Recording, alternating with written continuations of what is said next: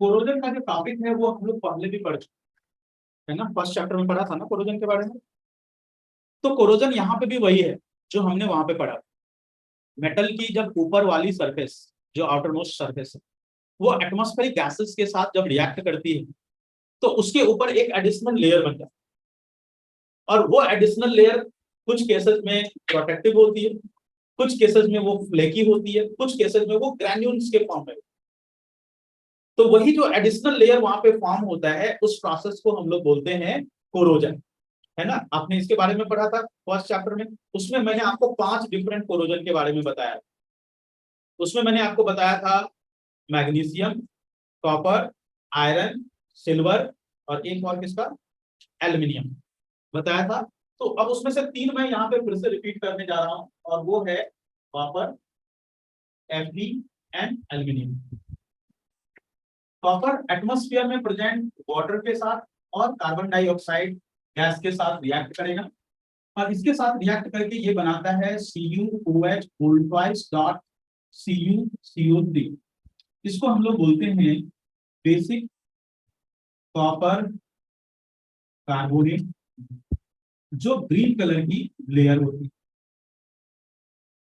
आपने statue of liberty का photo देखा है, किस कलर का है? पहले क्या था? पहले ब्राउन था, ग्रीन था, अब धीरे धीरे ग्रीन होता है। क्यों? स्टैच्यू ऑफ लिबर्टी किस चीज का बना है? कॉपर का। तो कॉपर का बना है तो उस पर कोरोजन की लेयर हो रही है, और धीरे धीरे वो अब ग्रीन में कन्वर्ट। नेक्स्ट में आते हैं हम लोग एल्यूमिनियम। एल्यूमिनियम एटमॉस्फेयर में प्रेजेंट ऑक्सीजन के साथ रिएक्ट करेगा, और ये बनाता है Al2O3। जैसे सिल्वर का भी Al2O3, ये काफी ज्यादा हार्ड एंड प्रोटेक्टिव लेयर होता है, और इतना हार्ड एंड प्रोटेक्टिव लेयर है कि ये फर्दर इसको किसी भी तरह की रिएक्शन से प्रिवेंट कर, it will prevent aluminium from any further reaction.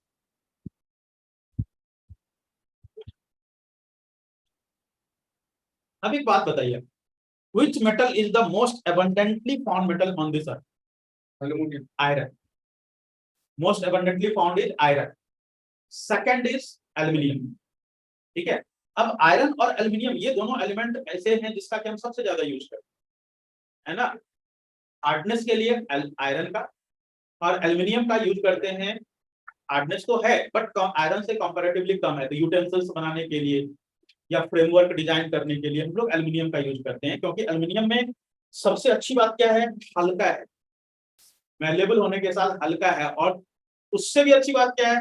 इसमें जो कोरोजन होता है ना, वो इसके लिए एक एडवांटेज होता है, वो इसको खराब नहीं करता, वो इसको फर्दर कोरोजन से प्रिवेंट करता। ठीक है, ये इसका बहुत बड़ा एडवांटेज है। तो एल्यूमिनियम की जैसे बर्तन है, एल्यूमिनियम आपने पढ़ा कि हाईली रिएक्टिव मेटल है, ऊपर से 5वें नंबर पे आता है ना एल्यूमिनियम, हाईली रिएक्टिव मेटल है। और हाईली रिएक्टिव होने के कारण जो है ये इवन बॉइलिंग वाटर से भी रिएक्ट कर लेगा, लेकिन अगर उस पर हम ये लेयर बना दें तब क्या होगा? ये किसी भी चीज से react, not even many chemicals, बहुत सारे केमिकल से भी रिएक्ट। जब ये लेयर बन जाती है तब जाकर के हम इस बर्तन में खाना बना सकते। अगर ये लेयर जब तक नहीं बनी तब तक आप इस बर्तन में खाना नहीं बना सकते, नहीं तो फिर ये रिएक्ट कर जाए। तो इसके ऊपर ये एडिशनल लेयर बनाई जाती है। कैसे बनाई जाती है उस प्रोसेस को हम एनोडाइजिंग बोलते हैं, अभी समझाता हूं इसको। नेक्स्ट है आयरन। आयरन जो है ये एटमॉस्फेयर में प्रेजेंट ऑक्सीजन के साथ और वाटर वेपर के साथ रिएक्ट करता है, ये बनाता है Fe2O3.XH2। ये जो है X का मतलब क्या है यहाँ पे? Variable number of water molecule, variable number of water molecule, and this variable number of water molecule increases when rusting increases। जब रस्टिंग इंक्रीज होगा तो ये जो variable number of water molecule है that will also increase, X की value बढ़ती चलती। Next corrosion है सिल्वर का, Ag। Ag एटमॉस्फेयर में प्रेजेंट एक गैस H2S के साथ रिएक्ट करता है, हाइड्रोजन सल्फाइड गैस के साथ, और यहाँ पे रिएक्ट करके ये बना लेता है Ag2S अच्छा, ये जो है रेडिश ब्राउन कलर का flaky substance, reddish brown colour का ये सब्सटेंस फ्लेकी सब्सटेंस है। और ये जो Ag2S है ब्लैक कलर का लेयर है, और ये ब्लैक लेयर फॉर्म होता है H2S के रिएक्शन के कारण। एक की हार्ड एंड प्रोटेक्टिव लेयर की फॉर्मेशन कैसे करेंगे, और दूसरी चीज आयरन की एक्टिविटी है एक इसके कोरोजन से रिलेटेड। दो चीजें यहाँ पे समझ।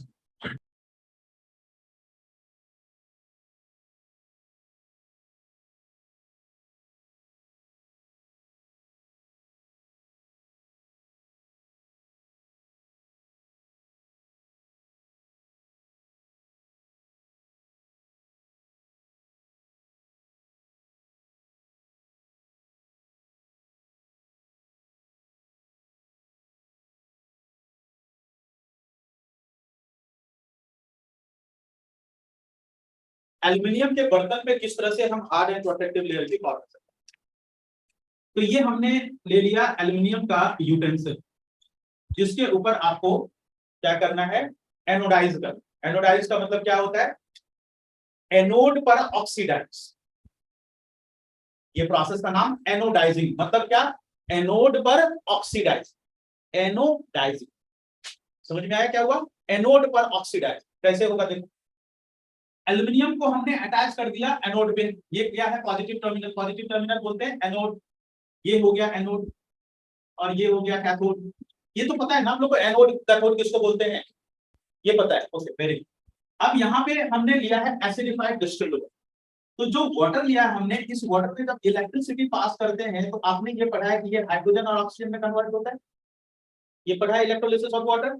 अब यहाँ पे जब इलेक्ट्रोलिसिस ऑफ वाटर हो रहा है तो हाइड्रोजन कहाँ पे कलेक्ट होगा, hydrogen will be deposited at कहाँ, cathode, and oxygen will be deposited at कहाँ, anode. Oxygen will be deposited at anode. अब ये आप लोगों को क्लियर नहीं है, नहीं है क्या, कि कैथोड पे क्या डिपॉजिट होगा और एनोड पे क्या डिपॉजिट है ना। तो अगर नहीं क्लियर है तो आप सुनो, यहाँ पे समझो। हाइड्रोजन पे चार्ज कौन सी होती, प्लस। तो जब हाइड्रोजन पे प्लस चार्ज है तो वो कहाँ जाएगा, नेगेटिव पे जाएगा। तो नेगेटिव चार्ज क्या है, कैथोड। तो hydrogen will be deposited at cathode. अब याद करो ऑक्सीजन पे कौन सी चार्ज होती है, नेगेटिव। तो ऑक्सीजन पे नेगेटिव चार्ज है तो कहाँ पे जाएगा, पॉजिटिव पे जाएगा। पॉजिटिव क्या है, anode. Oxygen will be deposited at anode. Simple है, हर जगह पे यही तरीका यूज होता है, हर जगह पे, कोई भी अलग इसका एक्सेप्शन केस नहीं।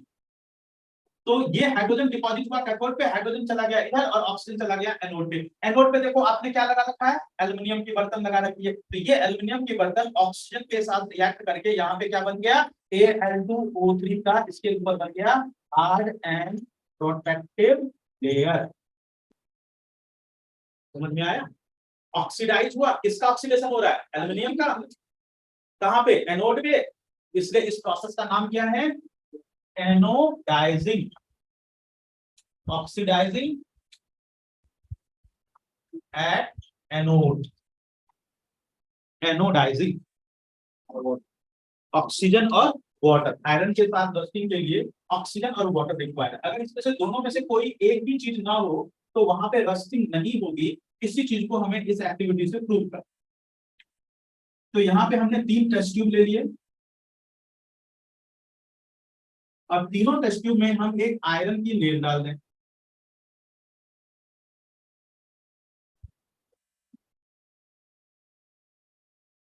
तीनों में हमने एक आयरन की लेयर डाल दिया, test tube A B C. इस टेस्ट ट्यूब ए में हमने डाल दिया यहाँ पे बॉइल्ड वाटर। पानी को बॉइल करने से क्या होगा, उसमें जो डिजॉल्व्ड गैसेज है वो निकल जाएगी, बबल्स आते हैं ना उसमें। तो वो बबल्स का मतलब क्या हुआ कि ऑक्सीजन वहां पे निकल गया, बॉइल किया तो बबल्स निकल गया। पानी को फ्रीज करके आइस बनाए गर्म, वो आइस कैसा होता है, ट्रांसपेरेंट होता है या फिर ट्रांसल्यूसेंट। एकदम क्लियर आइस बनाना चाहते हो, बॉइल कर और उसको फ्रीज करके दो, एकदम ट्रांसपेरेंट हो, बॉइल कर दो, बबल्स आ जाएगा ढेर सारे, आ गए। अब उस पानी को फ्रीज कर दो, देखो एकदम क्लियर ट्रांसपेरेंट बना। क्यों? जो डिजॉल्व गैसेस थी सब निकल गई। वो तो डिजॉल्व गैसेस के कारण ही तो ट्रांसलूसेंट बन रहा था। डिजॉल्व गैसेस निकाल के देखो, करके देखो घर में, एकदम बिल्कुल ट्रांसपेरेंट रहा। ऑक्सीजन हट गया, यहाँ पे क्या प्रेजेंट है? Water present. ठीक है, अब इसके ऊपर हमने डाल दिया ऑयल की लेयर,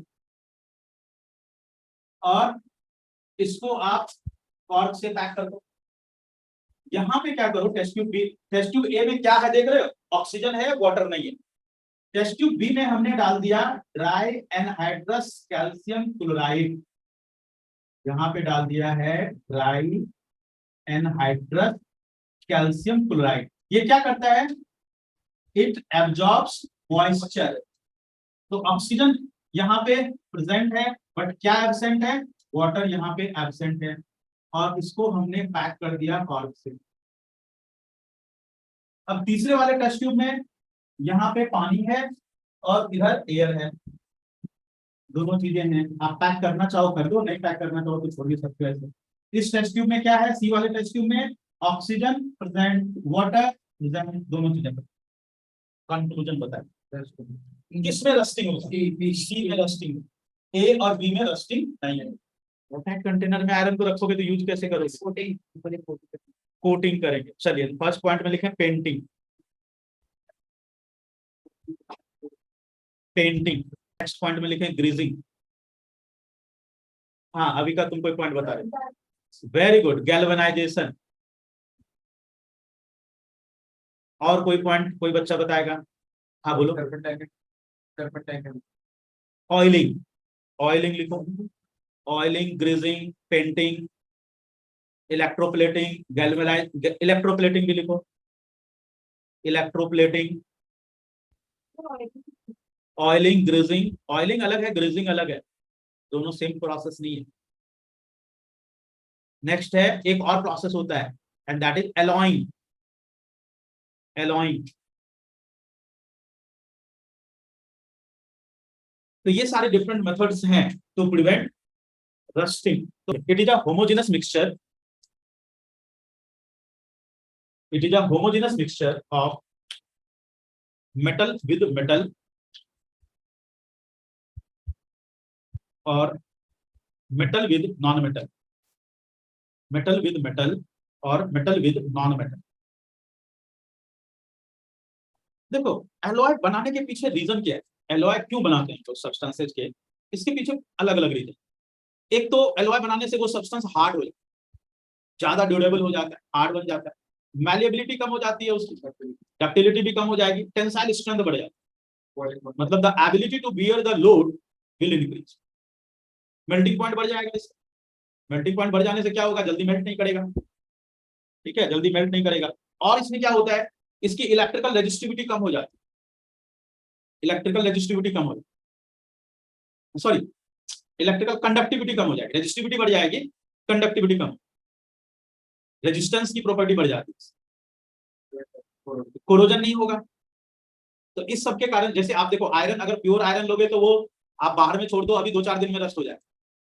लेकिन उसी आयरन में थोड़ा सा कार्बन मिला दो, बन गया स्टील। अब उसमें लेड से होगा रस्टिंग। अब उसी आयरन में थोड़ा सा क्रोमियम मिला दो, निकल मिला दो, बन गया स्टेनलेस स्टील। कभी नहीं होगा, है बेसिक सब्सटेंस आयरन ही है। लेकिन आयरन में देखो तुरंत कोरोजन हो जाए, थोड़ा सा कार्बन मिला देने से कोरोजन की रेट कम, और ज्यादा सब्सटेंस ज्यादा ड्यूरेबल भी हो। लेकिन उसी में अगर हमने क्रोमियम मिला दिया, निकल मिला दिया, तो सब्सटेंस और ज्यादा ड्यूरेबल हो और कोरोजन की प्रॉपर्टी भी खत्म। ठीक है, तो यही रीजन होता है कि हम लोग डिफरेंट सब्सटेंस को एलॉय के फॉर्म में कन्वर्ट करते हैं।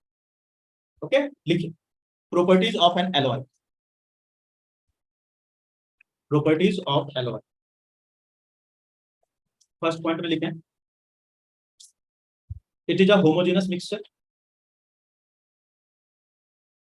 It is a homogeneous mixture. Second point में लिखें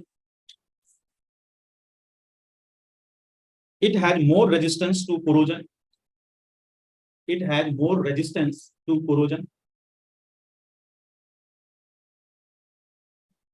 थर्ड पॉइंट में लिखें they are much harder and stronger. They are much harder and stronger than its constituent elements. Next point में लिखें, they are less malleable and ductile.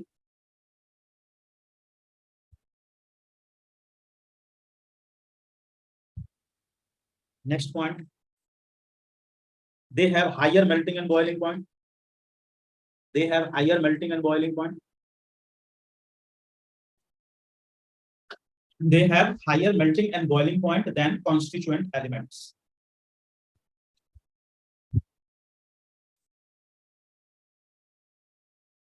Last point, they have lower electrical conductivity. They have lower electrical conductivity than constituent elements.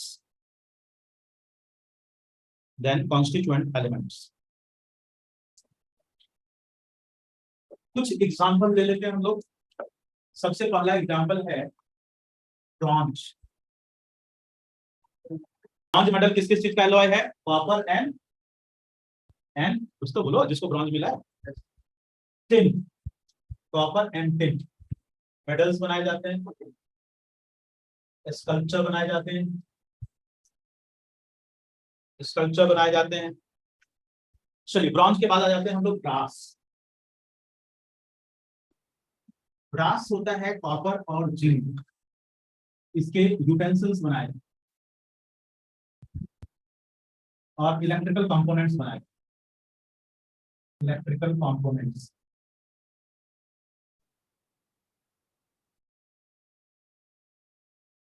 Steel, iron and carbon. Framework designing में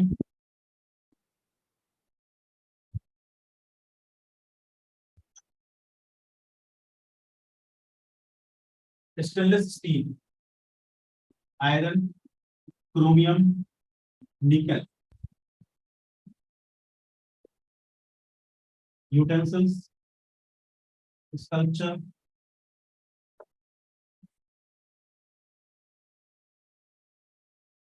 एक होता है solder iron, tin और lead. Tin and lead. Welding of iron rods,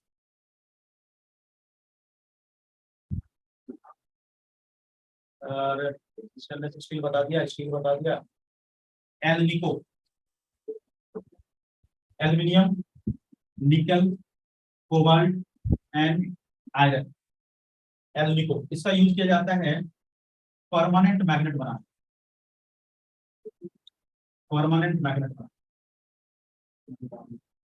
एक है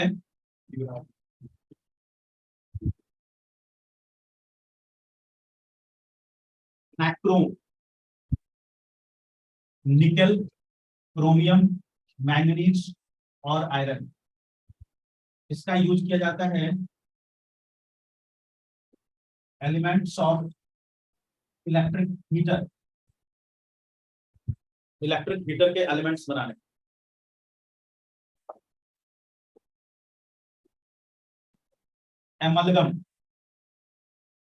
amalgam जो है ये मरकरी विद अनदर मेटल, इसका यूज किया जाता है।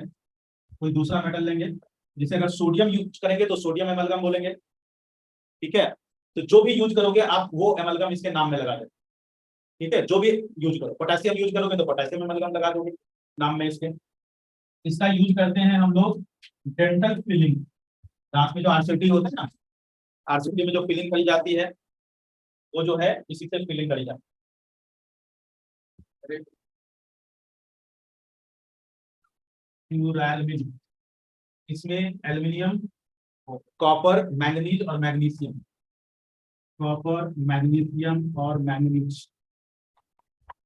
ये एयरक्राफ्ट बॉडी बनाने में यूज किया जाता है,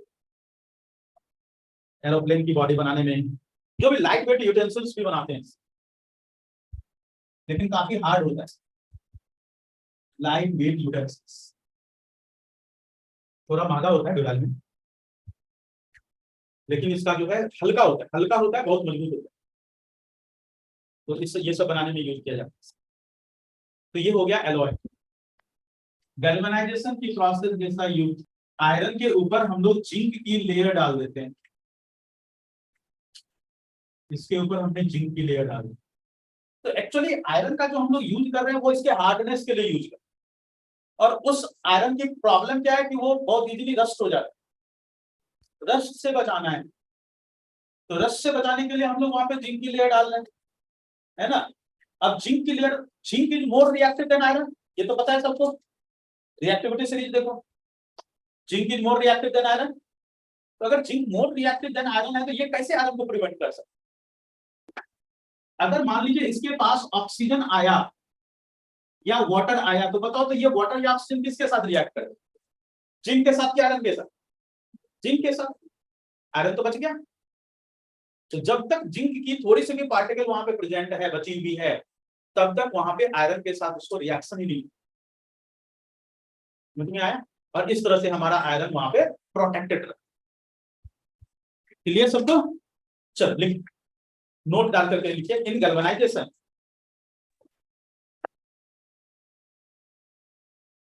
इन galvanization zinc layer formed over iron,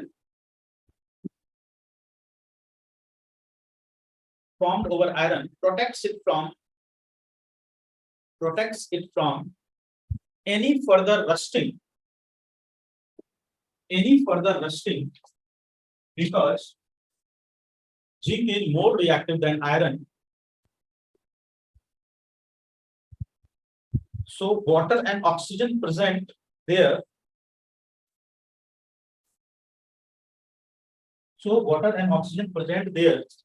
will not react with iron, hence it get protected,